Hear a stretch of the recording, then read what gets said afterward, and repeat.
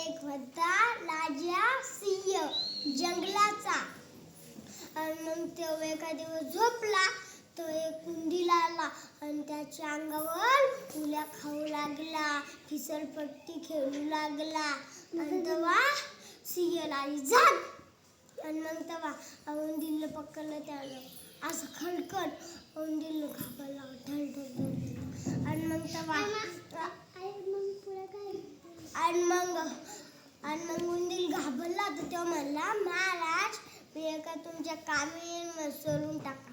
तर म्हणलं सिंहने एवढा छोटा ना काही कामी. तर सिंहने सोडून दिलं. तर एका दिवस तो जंगलात फिरू लागला. तर मग जंगलात फिरता फिरता एक शिकारी आला.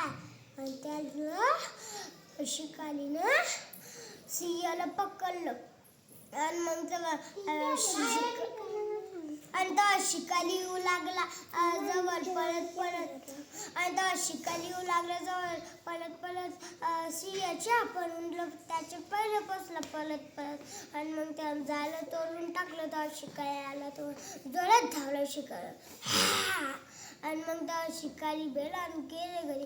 तो उंदीर आणि सिंह दोघं फ्रेंड बनले.